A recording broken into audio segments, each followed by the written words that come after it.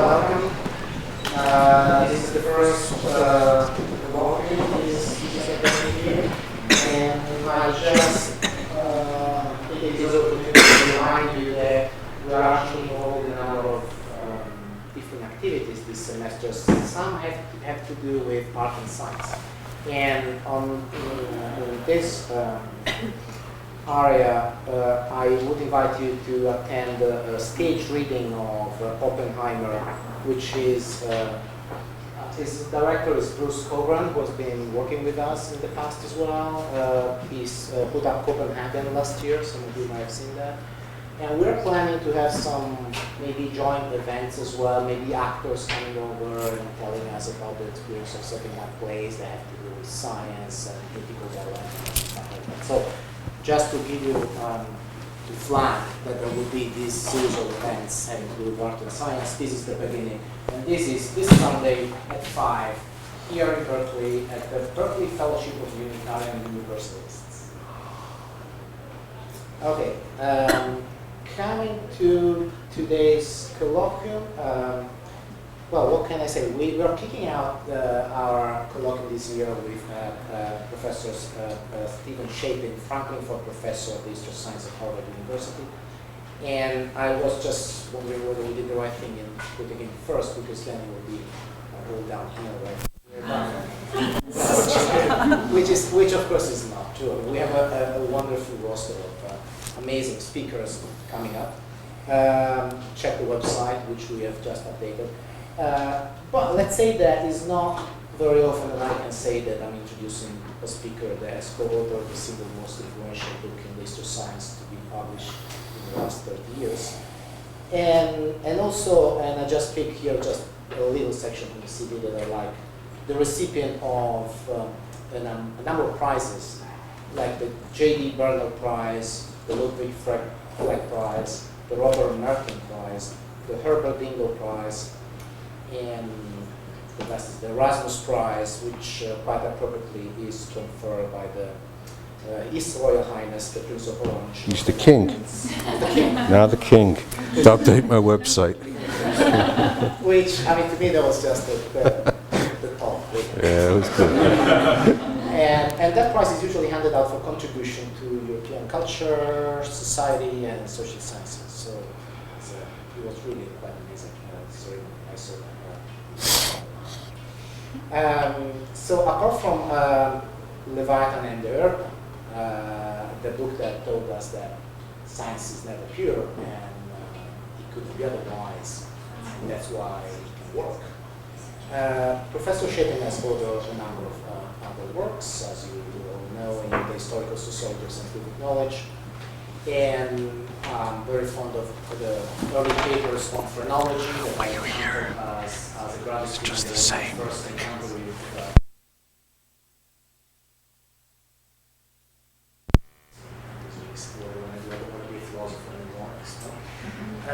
but I'll just mention the social history of truth, the scientific revolution, the scientific life and moral history of late modern vocation. Which in fact reflects Shapin's voice, science, the relation to academia and industry, and also related to this, the question of taste and the changing languages, the changing practices of taste, and that's what we're going to hear about today in this talk. So please welcome Professor.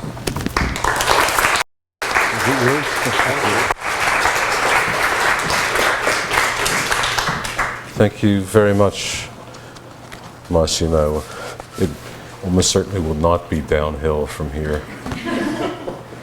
It's a pleasure to be back in California. As some of you may know, I spent 14 years of my life in the southern bit. This is much nicer, actually, in my view. But I'd forgotten how hot it can be, so the speaker may, at a certain point, take off his jacket. That will be the end of it. We shall see. The question is, how does wine taste? How do people now experience the taste of wine? Did they always taste in that way? Now, in one register, these are impossible questions. And the second is doubly impossible. The experiences of gustation and olfaction are private, and we acknowledge their privacy through such adages as de gustibus non est disputandum. There's no arguing about taste. In the 18th century, David Hume wrote that what's sweet to me may be bitter to you. And while other 18th century writers, I think of Edmund Burke, dissented from that, there are many reasons to suspect that there's not a lot to be known, and even less to be reliably said, about the experiences of taste.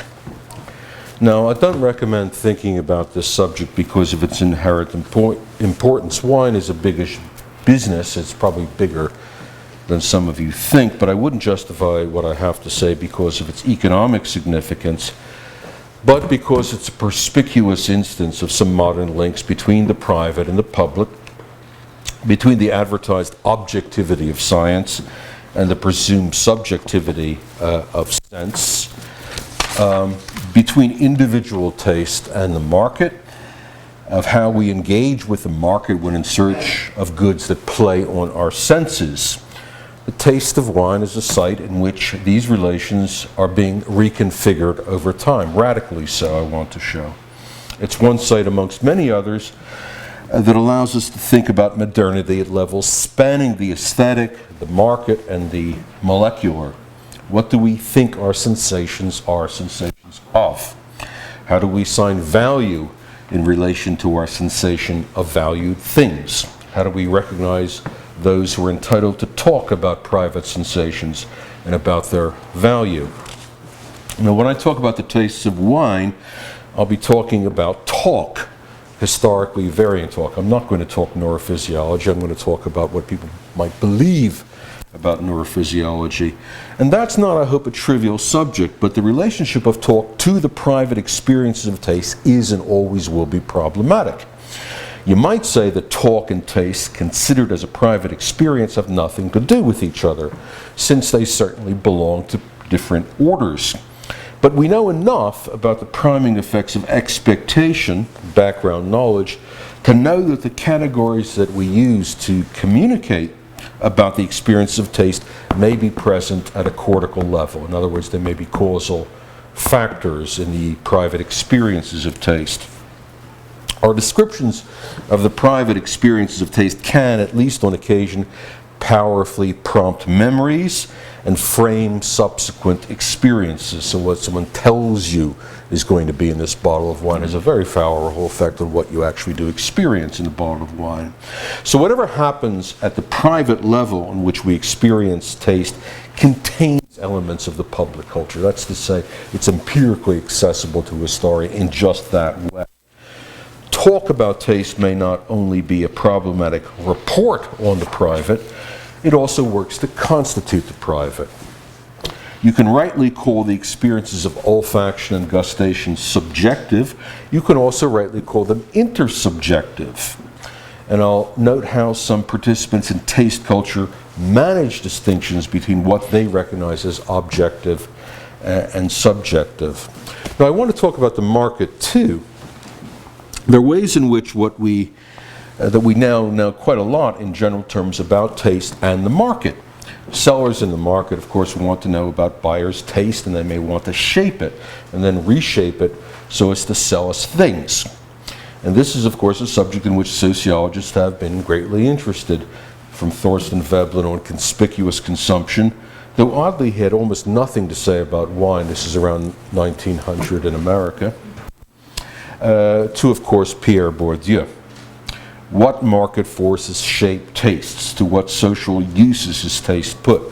How and why do tastes change in response to the market, and with what consequences for the market? Sociologists have had important things to say about taste and the market, but nothing, I believe, as eloquent in addressing the presumed individualism and inconsequence of taste judgments as Meryl Streep's famous speech about her hapless new assistant's choice of a blue sweater in The Devil Wears Prada.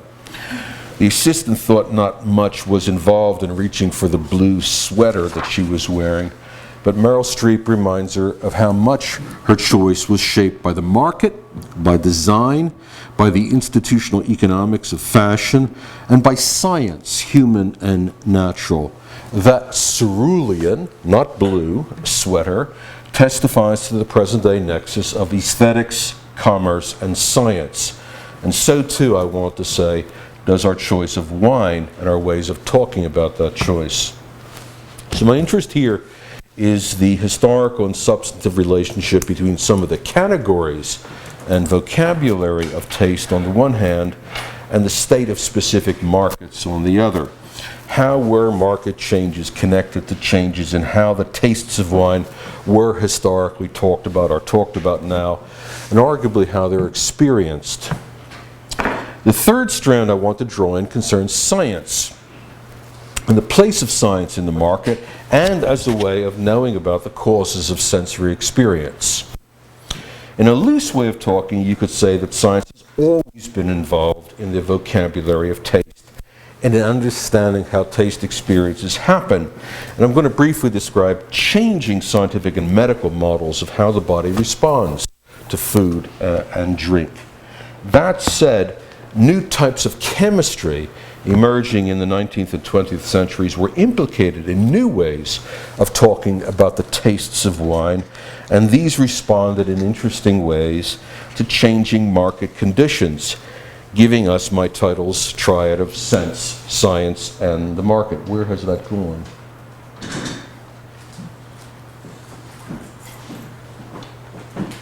Hip. Thank you. Now, this is a story that's centered on Anglophone cultures, but there's no need to apologize for that. It's precisely because of the unnaturalness of wine drinking in these cultures that the story has some general interest. This allows me to touch on aspects of globalization. Wine appears in the United States, Canada, Australia, New Zealand to a large extent, as a new product in the 20th century, relatively unencumbered by the range of cultural or commercial traditions that bear on the product, say in France or Italy. So the strangeness of wine in America, and to a lesser extent in Britain, is a story about how people come to domesticate the unfamiliar, to find a language to describe it, and a scheme in which they can value it. And the globalized world is full of things and markets and cultures for talking about that sort of stuff. Other forms of aliment, but maybe also things like cars, cell phones, tourism, musical performances, museum visits, paintings. I've been reading with Marion Fourcade's encouragement Lucien Carpic's book on the economics of the singular, which is precisely about this range of things. So far from being a marginal and soft subject for either economists or people wanting to understand the drift of modern culture, these things may actually be central to where we are going in the economy and in culture. Things that you know are discussable, that have an aesthetic as well as instrumental function, that have a price, but whose frames for evaluation are hard to agree upon, and for which neoclassical economics has a lot of trouble in talking about. The first point to understand is that present-day ways of describing wine tastes are of very recent vintage. So here are some examples. Those of you, how many people actually, as it were, not drink wine, but reflect on it or read about it in any way? Interesting, out of a less than 10%, something like that. Well, this is definitely a case study for the other 10% could actually listen to this as about wine. So these are some ways of talking about wine, which arguably started in the United States, but have now become significantly globalized. And don't worry about the details. This is the famous and influential wine writer Robert Parker from Baltimore, Maryland, describing California Zinfandel, black fruit, plums, tar, licorice, blah, blah, blah, blah. Here's talking about a bourgeois, middle-level claret, a bouncy, pebbly undertow to the raspberry, plum, and cassis core fruit. So see what you're getting here are a series of, I don't know, I think I'll strike the 90% of you as mad But actually, if you look at least attempts to describe the taste characteristics of a wine in terms of taste with which you are more familiar. Here's another wine writer about a French Macon, a Pouilly-Fuissé, a stunning nose, not the wine has a nose, but the nose is what you smell, of orange oil, peach jam, yellow fruits, lime, and vanilla, blah, blah, blah. This way of talking, I'm going to try to give some historicity to it later, but really our set of predicates is applied to wine, odors, and tastes, and a way of describing wine, both the characteristics of wine and the consequent value of wine, which has become significantly globalized. You find this in Britain, the British resisted for a while. You find it in France, the French resisted for a longer period. There are still some differences, but this way of talking has become significantly globalized. And the assumption seems to be that although, see if I have another one of these, yes I do. The assumption seems to be that as bizarre as these descriptive predicates seem to be, they are analytic. They're describing the components of odors and to a lesser extent of tastes, if you get the distinction, would detect in a wine, especially of wine, of some complexity. And the assumption seems to be if you have a rich enough analytic vocabulary, you can assemble the analytic bits and give an adequate account of what the wine tastes like. I use taste in a loose usage of the wine actually smells like. So it's analytic, it's breaking down the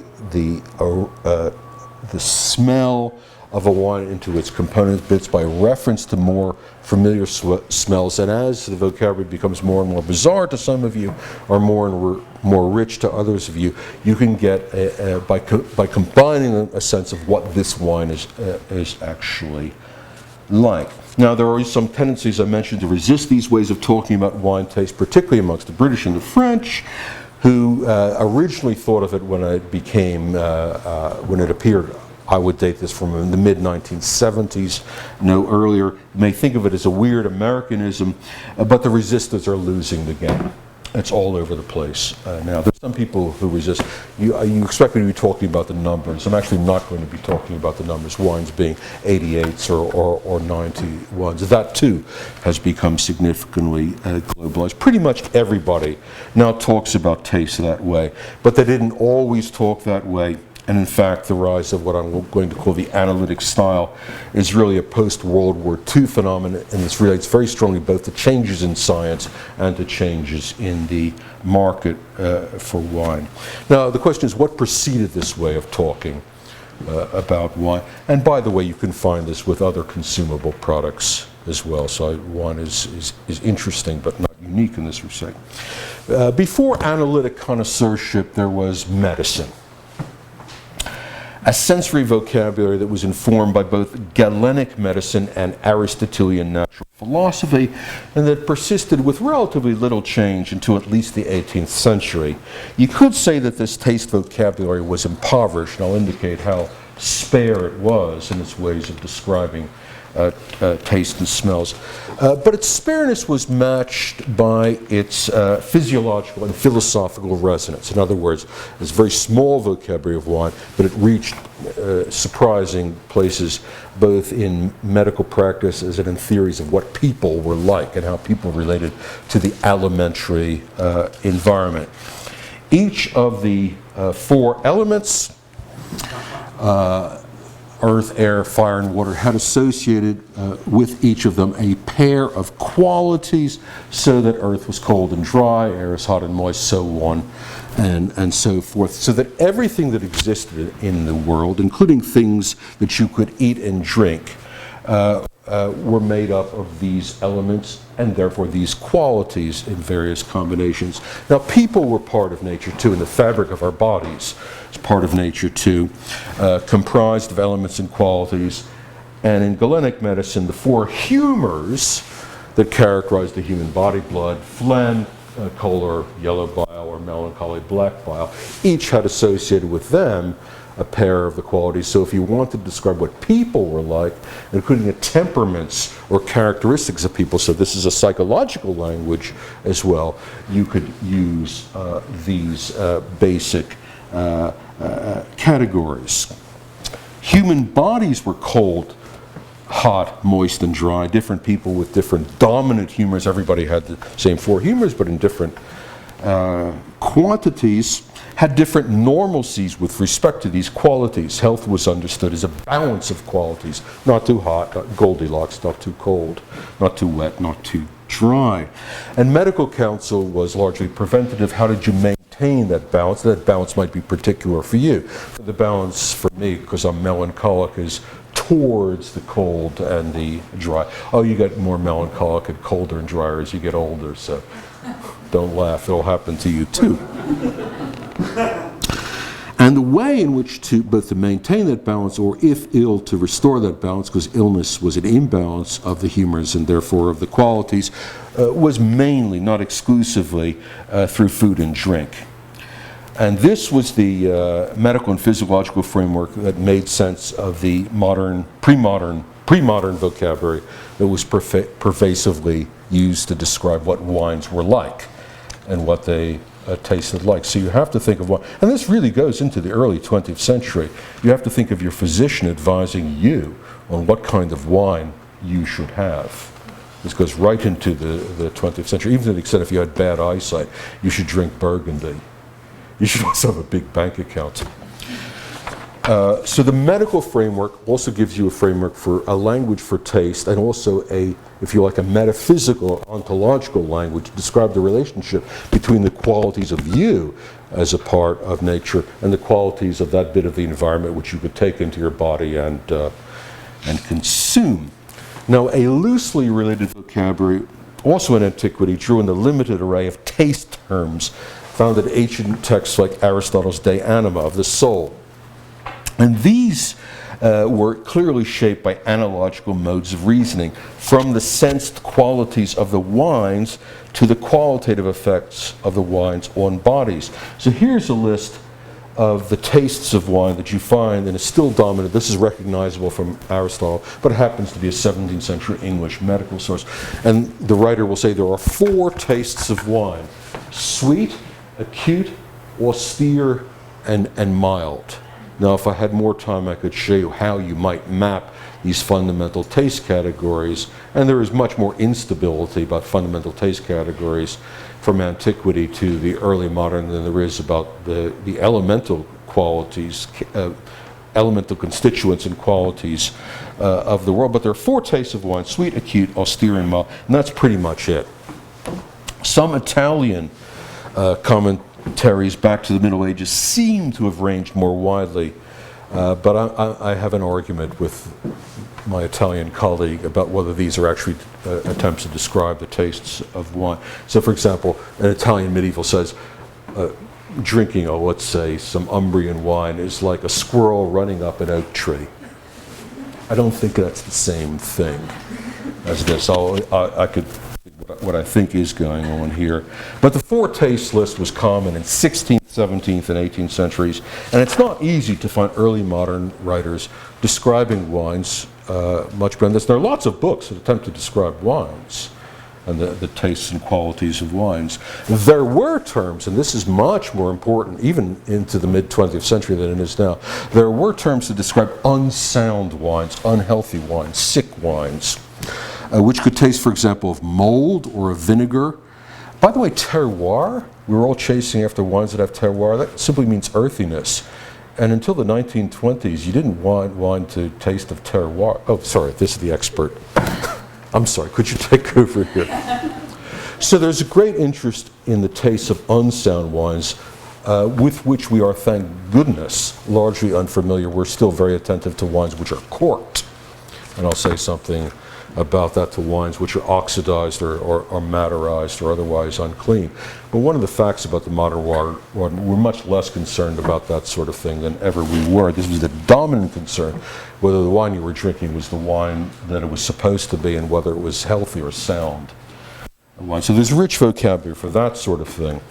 The taste vocabulary of sweetness, austerity, etc. was loosely connected with the four qualities. For example, sweetness was linked to the hot and moist. People liked sweet. Sweet was good. Not for us, sweet reeks of diabetes. It's bad, but sweet was good. And it was linked to the hot and moist, sanguinary, so therefore it's very good indeed. And this, like other ways of talking about the nature of wine, was also orientated to physiological effect. So wines which were sweet, therefore hot and moist, were good for, say, older people who needed a bit of warming up. And it was also based on analogical reasoning. So, for example, how did people know what wines were like in these terms? Well, light textured wine, say a Rhine wine, was often said to be good for unblocking obstructions in the urinary tract. People were very concerned with stone. Red wines were said to make good blood.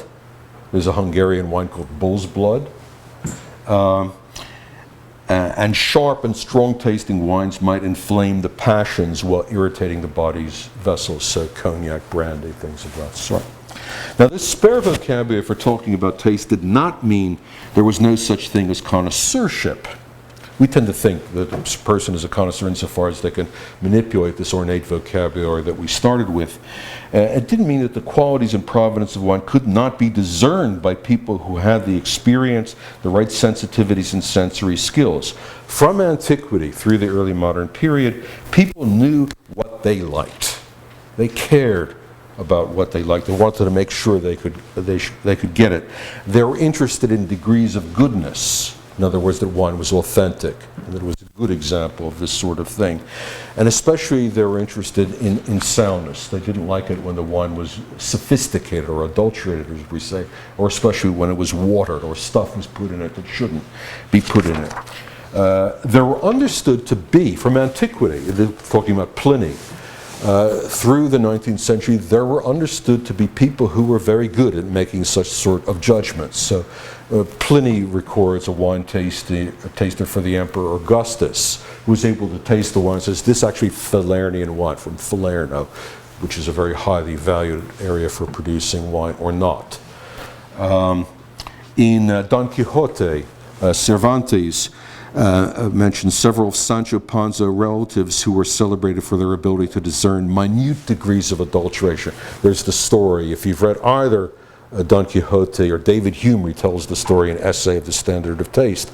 These two peasants who are relatives of Sancho Panza who could taste this wine. It says a little bit of iron in this wine. You know, someone tastes a little bit of leather in this wine, and the villagers all laugh, you know, like the plums and licorice sort of thing.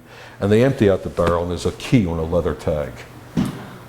But the story is not that there are elements of plums or licorice, but there's a notes of adulteration of something that ought not to be there. That's the sense of the story. But I recognize there's certain people, call them super tasters if you like, who can make such judgments. Not everyone can make these sorts of judgment. These people might be slaves, but the skill was itself highly valued. But what was lacking in the whole period from antiquity, you'll have to trust me on this, at least for the present, was a substantial analytic vocabulary of wine, what wines were like. In other words, flinty, cherry, gooseberry, green pepper, that sort of thing. Now you don't need, and this may be an argument, but you don't need a rich vocabulary of taste in order to have sensitive taste experiences, to act accordingly, and to have choice figured into market price. So if you like the Burgundy wine called Volnay, you might know very well what Volnay was like and be able to tell, if not tell about, the difference between Volnay and Palmar, which is the village next door. The 1855 classification of Bordeaux into first to fifth growths was not accompanied by a rich descriptive account of what made the first growth Chateau Lafite greater than the fifth growth Grand Puy Lacoste. It was mainly a reflection of historical market prices over the past 40 years.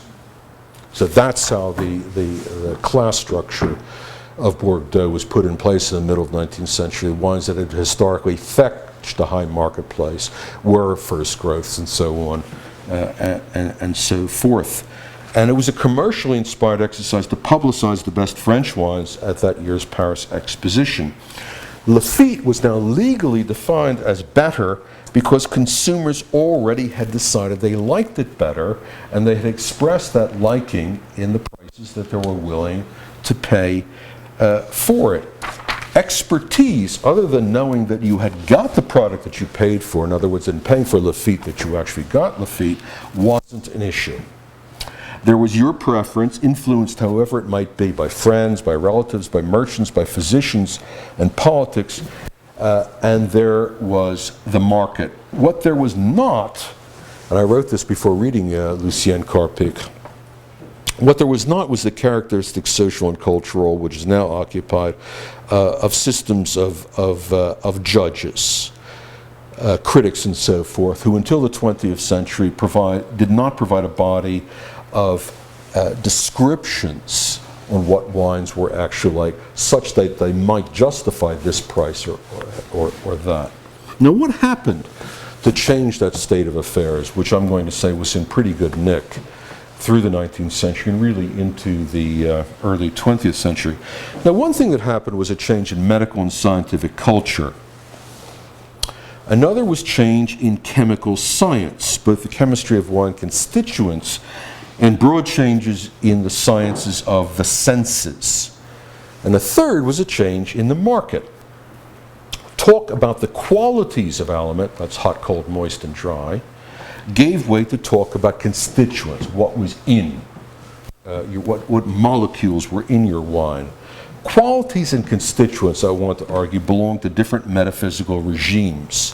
When you say that port wine is hot in the third degree, using the Galenic vocabulary, and should be avoided by people whose temperament was already hot, so kids and young people should not drink things like port and cognac because they're already hot.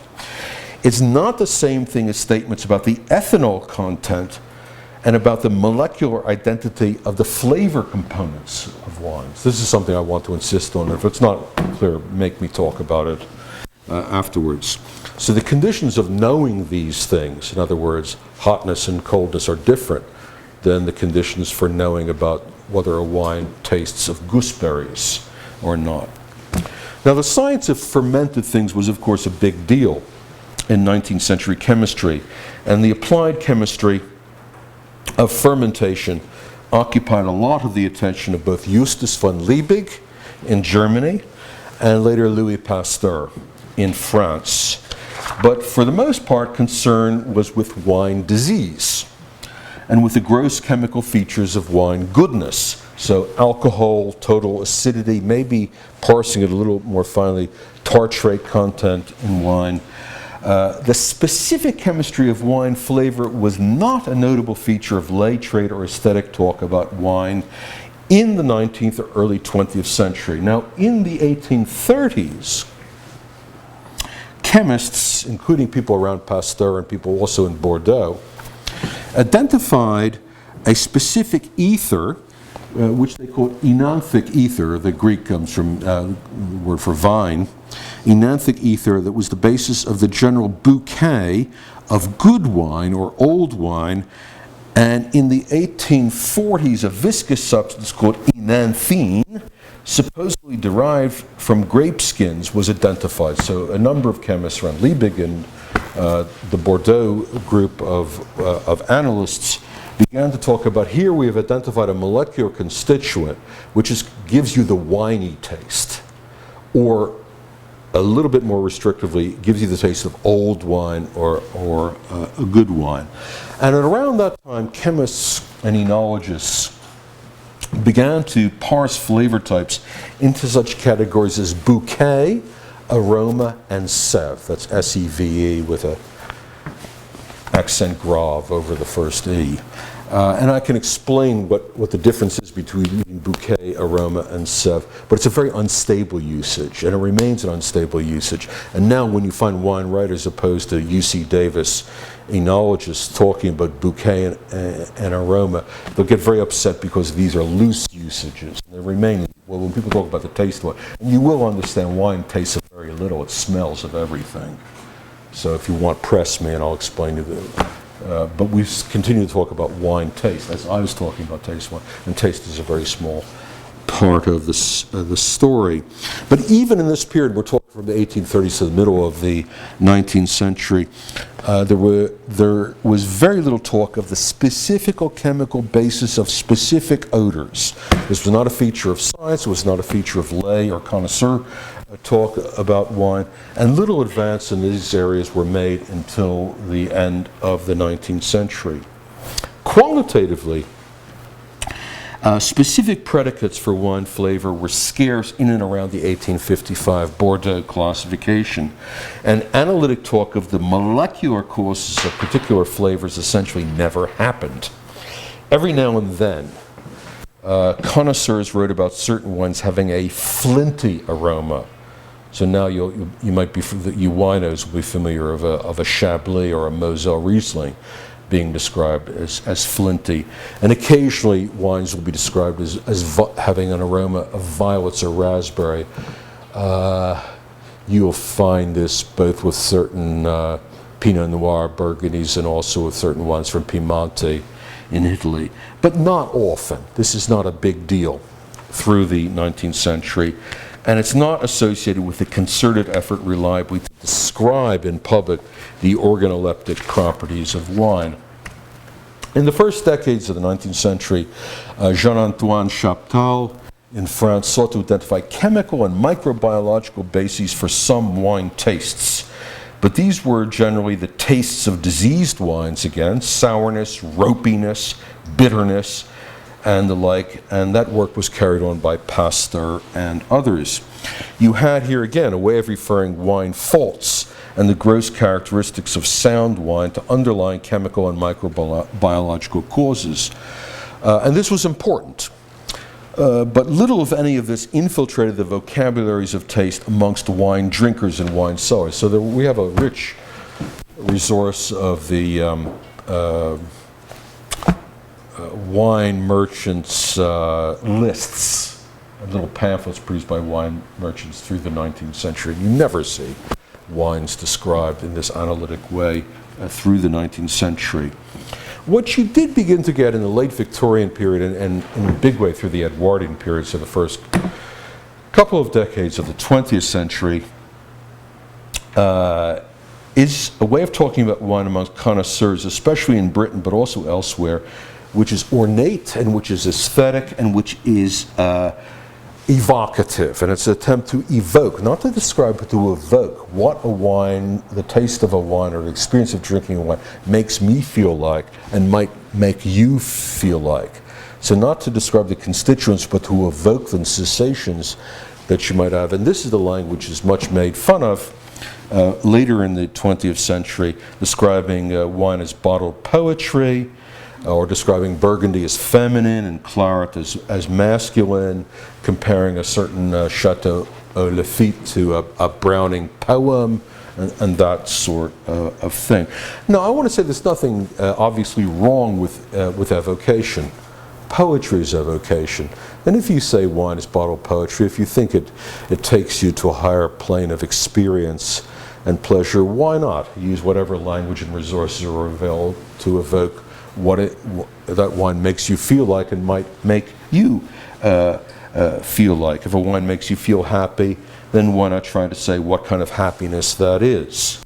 But the friction arises when a way of speaking that aims at evocation is confused with a way of speaking that aims at description, when they're run together as the same thing.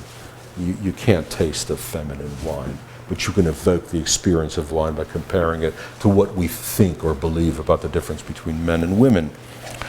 Moving into the first decades of the 20th century, changes occurred with respect to the sciences of sense that dealt with wine flavors.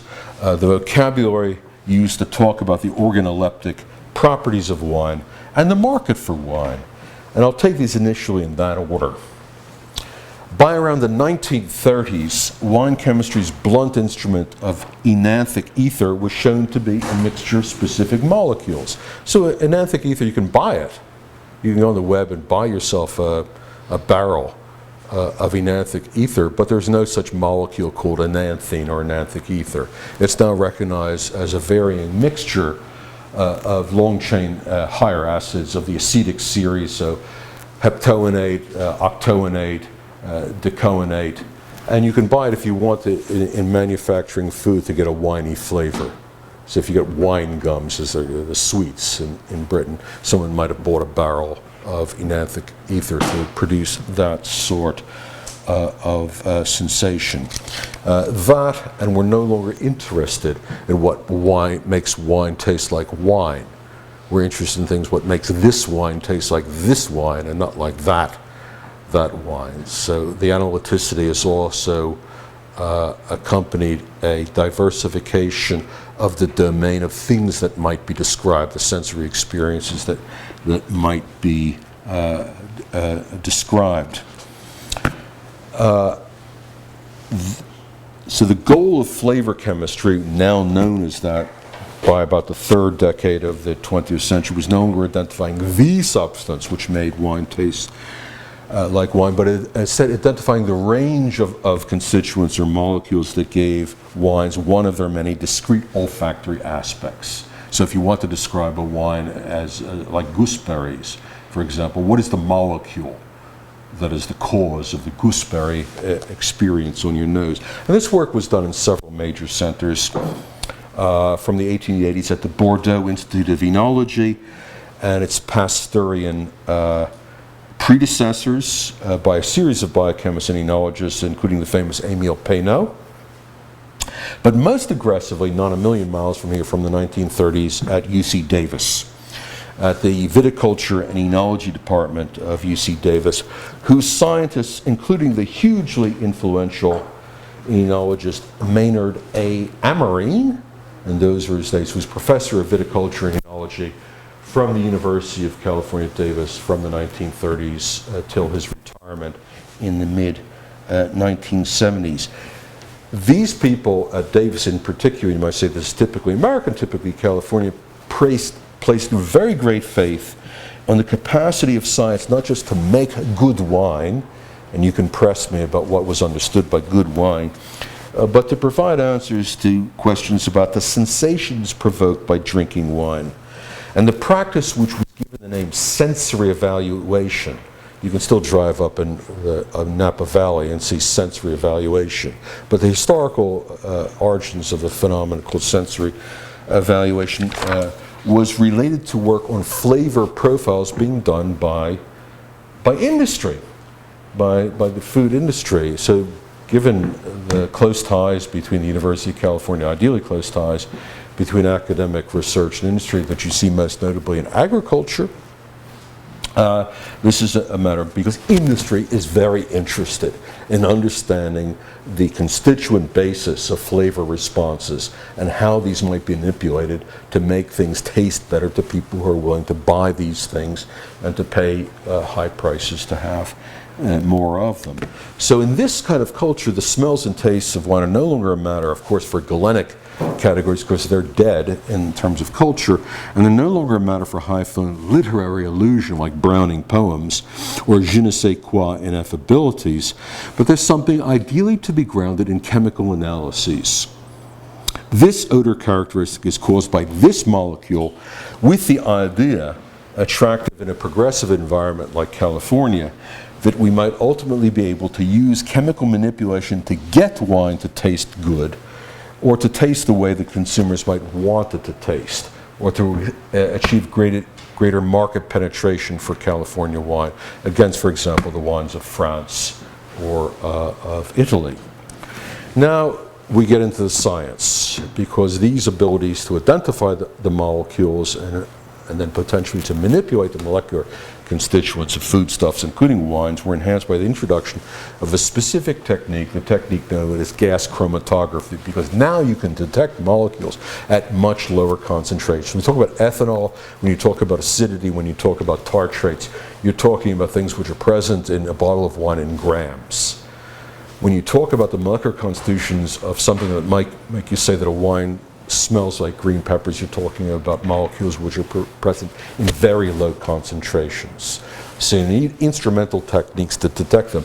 None of them, as we'll see, quite as good as the nose, which is extraordinarily sensitive to odor-producing molecules in very, very low concentration. So gas chromatography emerges as a way of identifying the molecular constituents of wine, especially at low concentrations from the 1950s. And there are hybrid methods of gas chromatography, mass spectrometry. So as the constituents rise up the gas column, you can have mass spectrometric techniques and NMR techniques that will identify the molecular identification. And a further hybrid technique that really interests me and I would like to know vastly more about, called gas chromatography olfactometry. This is someone doing gas chromatography. There's a gas chromatograph over there, and that woman is sniffing. So at a certain point in the rise of the effluent through the gas column, she's sniffing. Now I can detect this. I can detect this at this sensitivity, at this intensity. Now I can no longer detect this. Now I can detect that. I love these sorts of things because I want to call this one of the characteristic objectivity, subjectivity hybrids, which I think is increasingly common in late modern science. Here's a schematic representation of what's happened. I love the nose. So here's the aroma sample going in, the gas chromatograph GC. It's going along there. There's mass photometric identification techniques, and the nose is saying it's buttery now. Now it's very buttery. Now it's not so buttery. So this is a really interesting technique. There's work happening now at MIT and other places in developing electronic nose.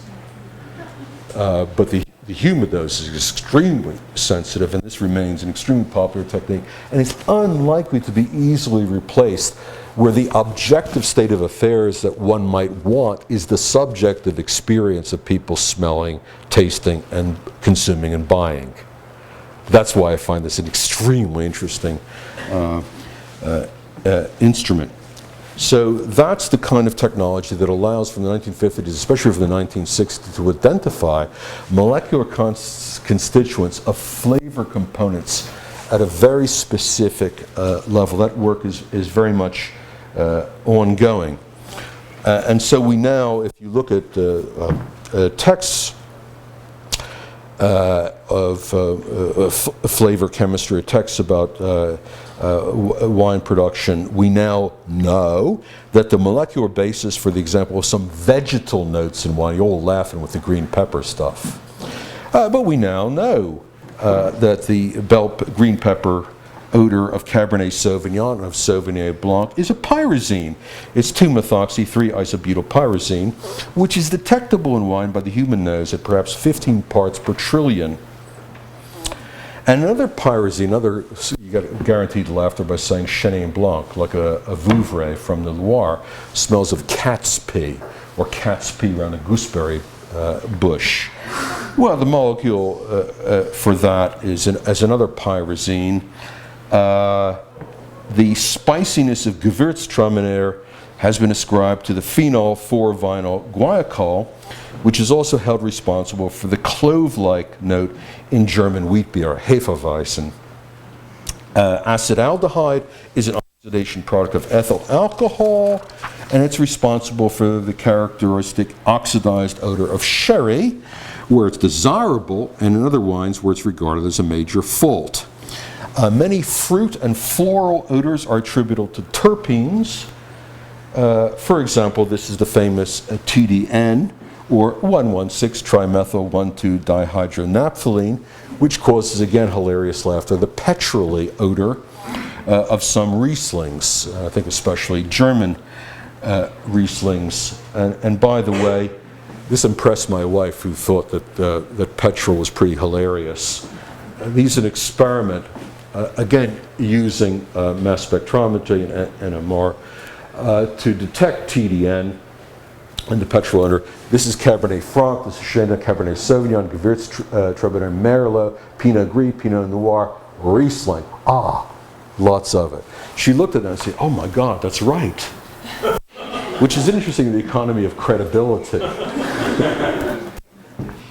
I still her face. I've been trying to teach her something for about 25 years.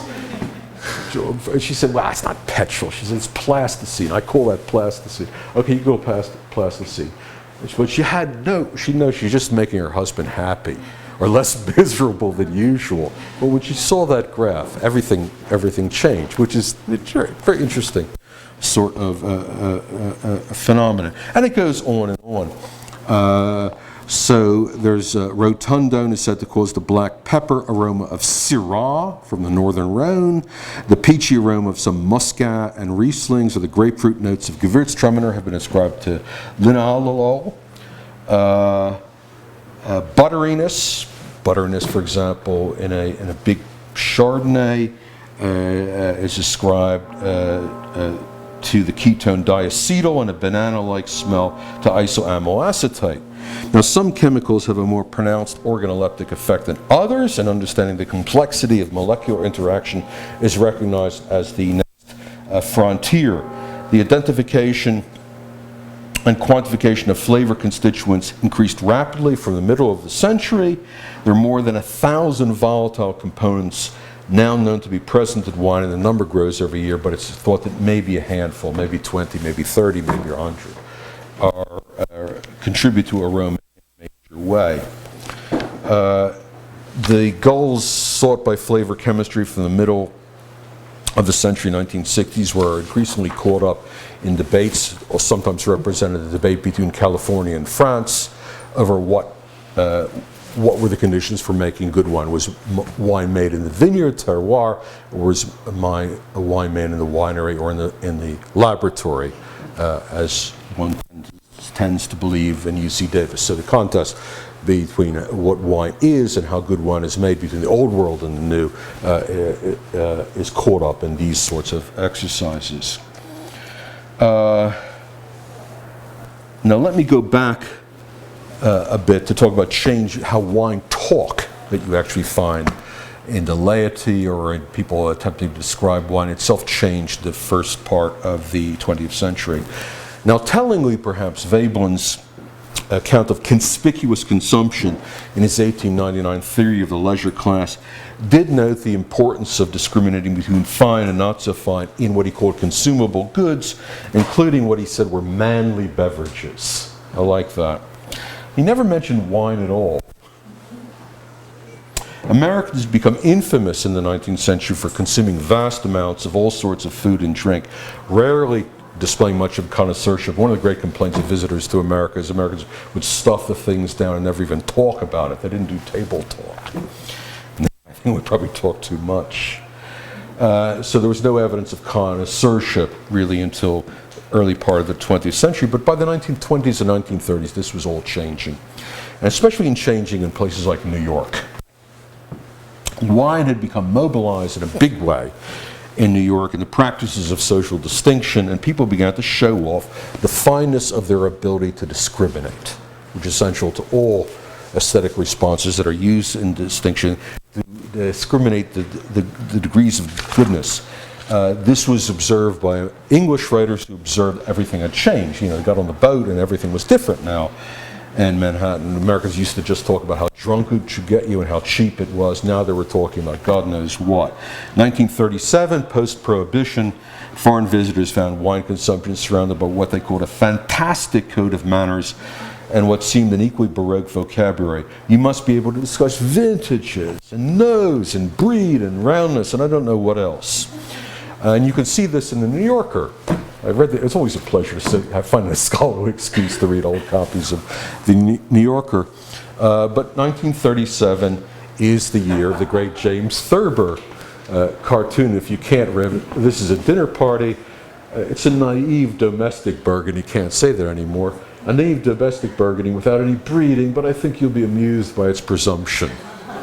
And this is the kind of talk that visitors from both Britain and France reportedly began hearing. They didn't used to hear this sort of thing going in New York. It was all over the place. A.J. Liebling, great comic writer and also food writer for the New Yorker. He lives in France. He sends the bills for all his meals at 3-star restaurants back to the editors at the New Yorker. And in the New Yorker, he's doing this from the 30s. He describes in 1950 about Tavel, which is not much. It's a southern French rosé. as a rose through his robe, like a number of, the taste is not thinner, etc., etc., etc. So this sort of thing has developed relatively quickly in New York, and it amuses the hell out of the Brits, and God knows what the French think of it, because it struck many people as the language of pretension. It probably still strikes most of us language of pretension, of social distinction, of an intention to preen, to confuse, to obfuscate. And if you didn't like this way of going on, or if you think it reeked of mystification, was undemocratic, you could say it wasn't objective, it wasn't about the wine that was actually in the glass. This is a phrase that you'll see used all the time. What is this wine really like? It was about using wine to create an aura. It was mystifying. In Britain, the wine writer Michael Broadbank at Christie's didn't much like it, thinking it a typically French affectation. Well, it seems to me more of an Anglophone exaggerated pastiche of what the English and Americans thought the French talked like. So you find both the British and French responding and say, look, you know, to enjoy wine and to be able to describe it in this way, they're not the same thing. You can enjoy wine, you could be a connoisseur without being able to describe it in that way. You can enjoy one without analyzing it, and you still might be able to recognize a Volnay. It has typicité. It's typical. It's a Volnay. This is what a Volnay should be. Or the Palmar. This is what a Palmar should be.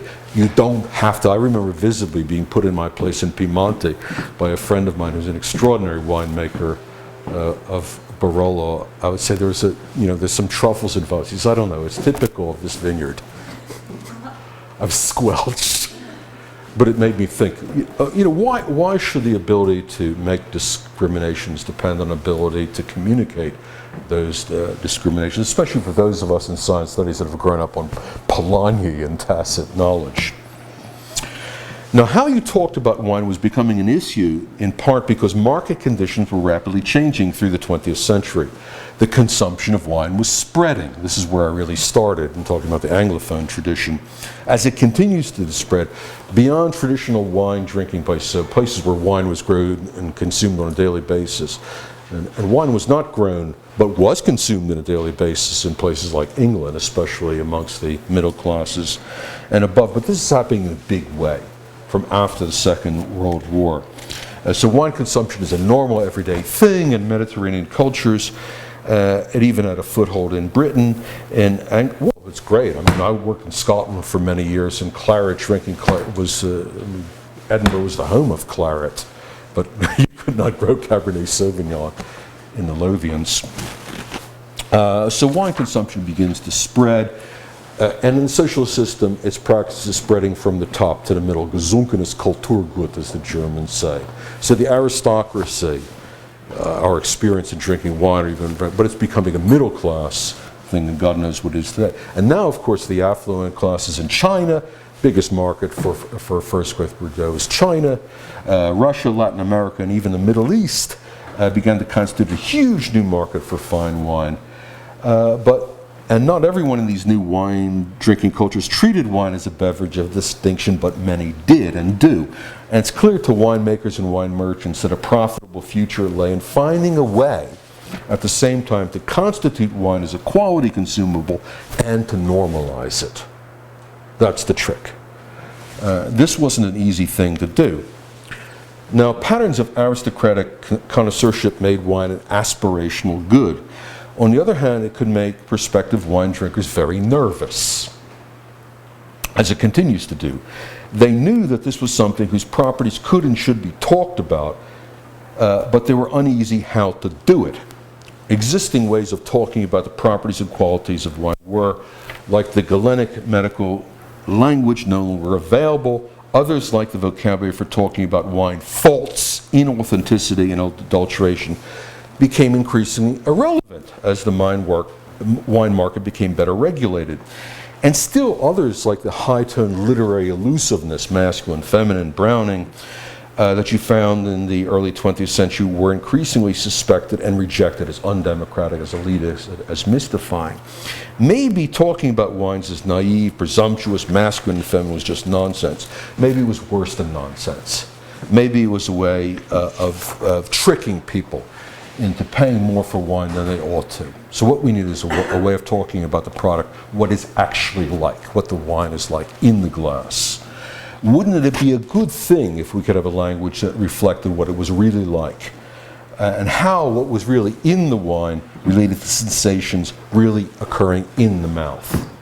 So you see the potential here for linking scientific analysis on the one hand to market conditions and to neurophysiology of understanding the basis of sensory responses.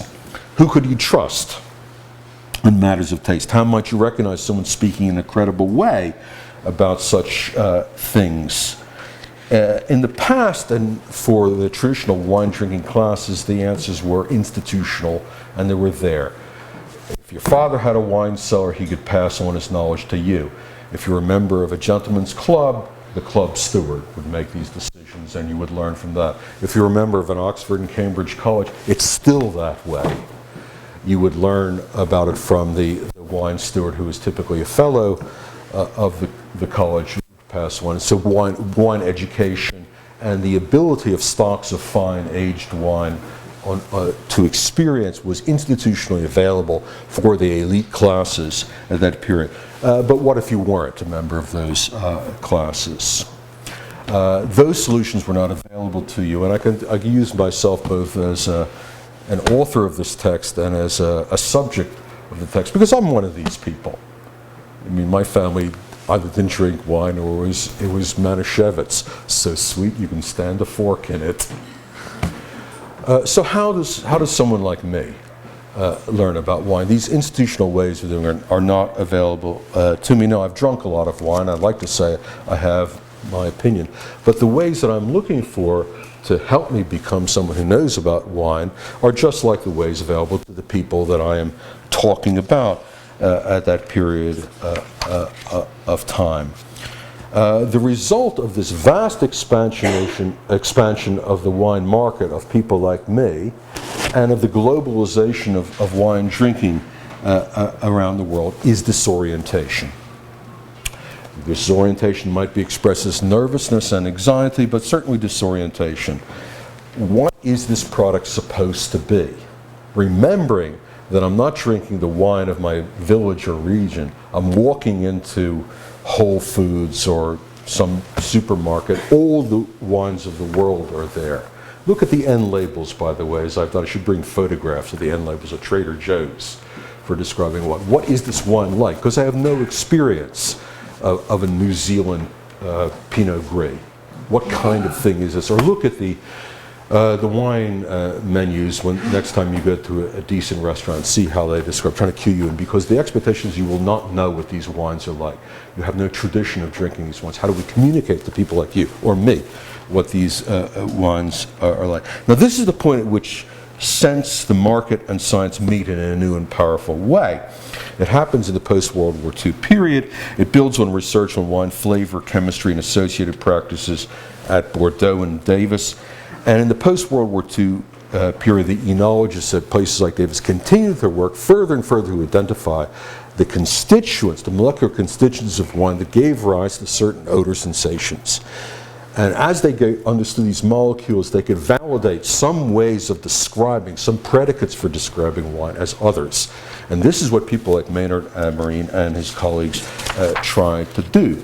So that, for example, in Maynard Amarine's 1976 Wines, Their Sensory Evaluation, he will give you a long list of permissible ways to describe the odors of wine, because it is either known which molecule is responsible for that sensation, or whether it is thought plausibly that we will identify which molecules are responsible for that, and bans other ways of talking about it, including masculine and feminine.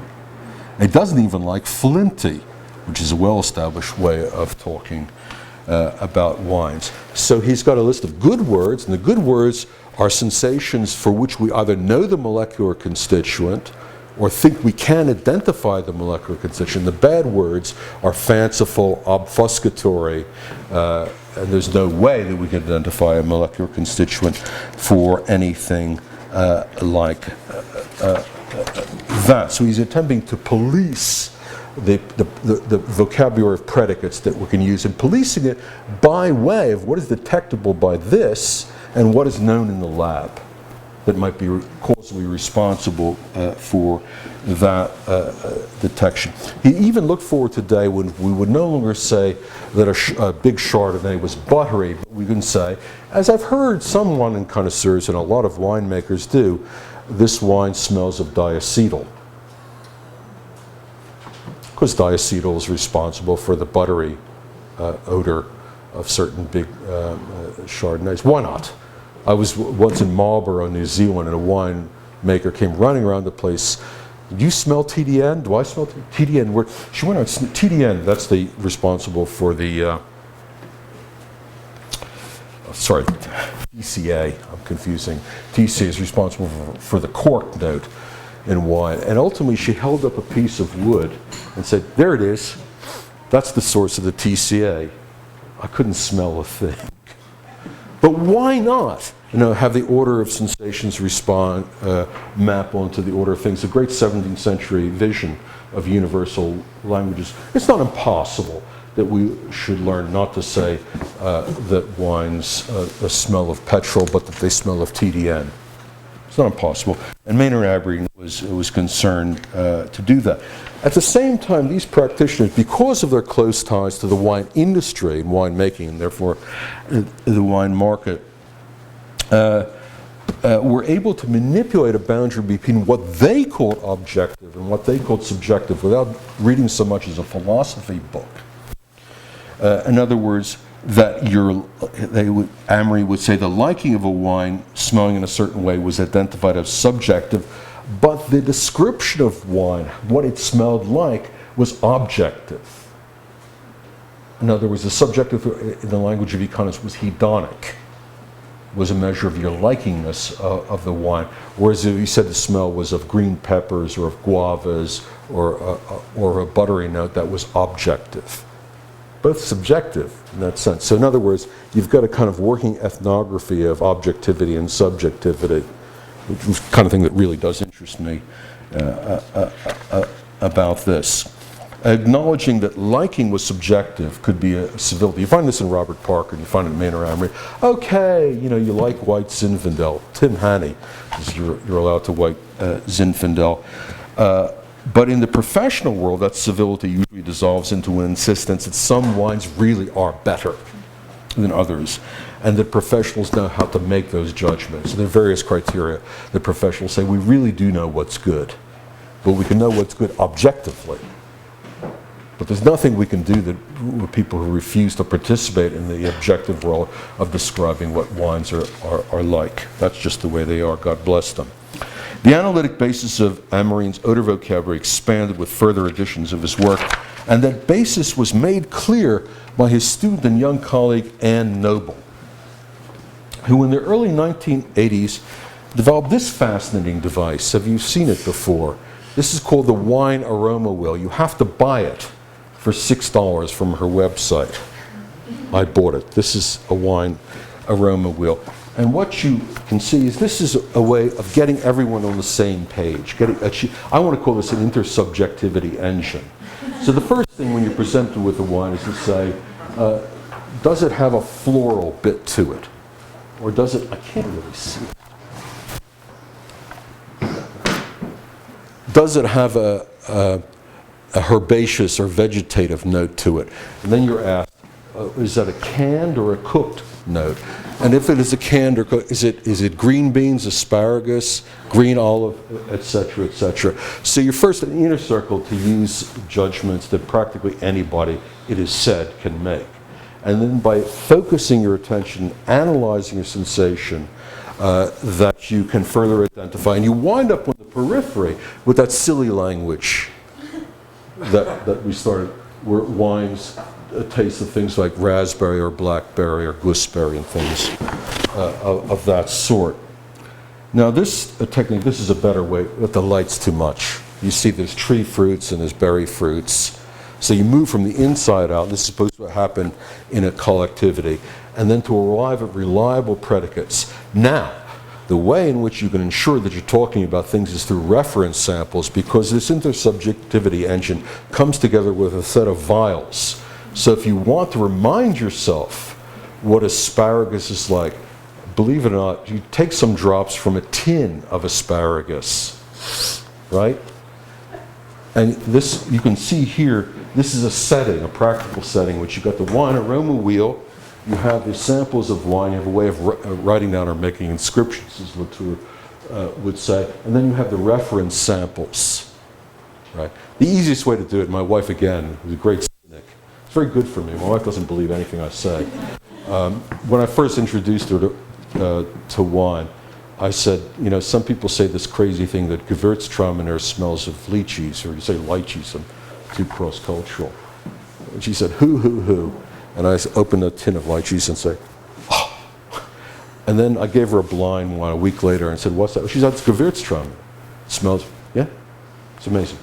So that's the way that the credibility is engineered of things of that sort. In other words, to get you from the real world of reference samples, for which we know there are molecular justifications, to the ability intersubjectively to be on the same page and to use predicates in a sensible, which is a scientific way, about what is really in the wine.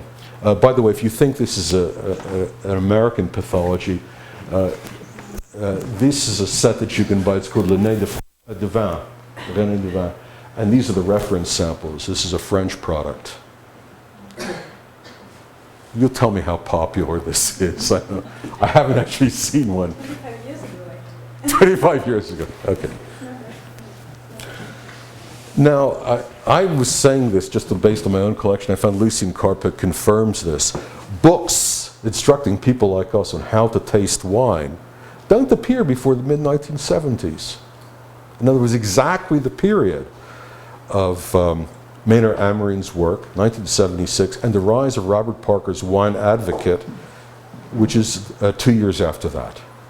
So we can almost precisely date the appearance of both an instructional vocabulary and a vocabulary that guides people on how reliably to describe what wines are actually like, away from mystification and obfuscation. And all that I've seen, all of these wine tasting books, invariably these referential vocabularies. There's some that you're advised not to use. You find tomato skins and whetstones and apricot kernels. If you go on the web, you can see all this ludicrous stuff. But the more serious wine tasting says, no, we've got to stick to things like green peppers and buttery, and so there's still a kind of contest for the control of ways of talking about wine that's going on. But homage is not paid anyway now anymore to the poet's imagination, but to the chemist. So I don't know what people necessarily think when on the web. You get a lot of blogs that describe what I'm drinking tonight, and you find these bizarre things about roasted lilacs. Have you roasted a lilac lately? So people think that this is a way of going on, but they're actually violating the spirit, which is a scientific spirit, an analytic spirit. But I think that what people, when asked, think they're doing is describing odors that are actually in the wine for which a molecular cause might ultimately, they think they're not actually doing something fanciful. And the influence of science on sensory vocabulary in this area proceeded most powerfully through its evident influence on the world's greatest wine guru. If you've seen the movie Mondovino, it was the American lawyer Robert Parker, who read Amarin's book, Sensory Evaluation of Wine, when it came out in '76, and he quickly adopted and expanded analytic vocabulary. So here was a way of taking the mystification out of wine talk, not what the wine reminds you of, not what feeling it evokes, but what is stably made of. And the political, as well as the economic ramifications of this is that analyticity appears as a democratic impulse. how not to trust experts, how indeed to recognize not fraudulent wine, but fraudulent experts. So anyone talking about wine as masculine and feminine is fraudulent. Anyone talking about green peppers and black fruits might be genuine. There was nothing about wine that was inaccessible to the minimally trained nose. There was no je ne sais quoi. There was awareness that that a lot of so-called experts and so-called consumers made a lot of mistakes, and mistook very cheap wine for very expensive wine, mistook the same wine or described the same wine as having very different properties. There was intense awareness of this sort of thing. The circle whose arc began with the 1855 Bordeaux classification is now closed by the rise of a subdiscipline called wine economics, led by a Princeton economist who has, he says, developed mathematical tools to predict future Bordeaux fine wine prices based on little more than the weather during the wine growing season. Expert opinion, he says, is overrated, and his associates maintain that there's really nothing to be said about a wine's taste other than whether or not you like it. Price is its only objectivity. So another way in which the market is everything. Robert Parker explicitly compares himself to the consumer advocate Ralph Nader.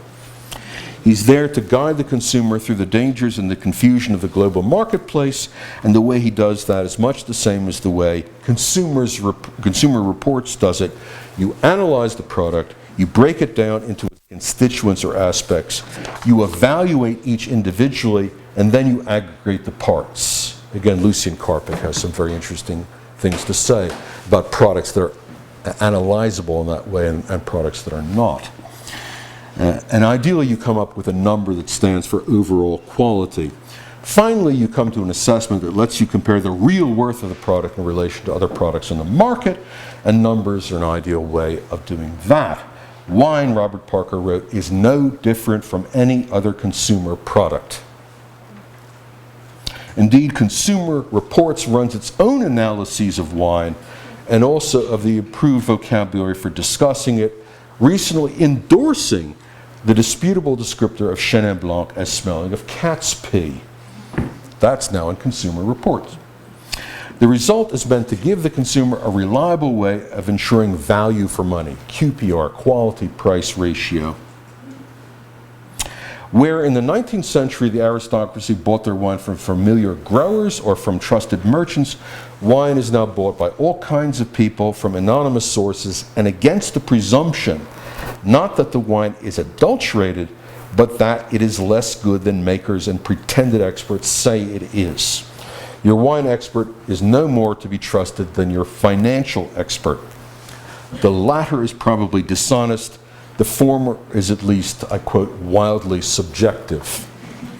In this way, the strange and esoteric descriptive vocabulary of green peppers and guavas stands proxy for historical changes in sense, in science, and in the market. It's modernity in a glass. Thank you.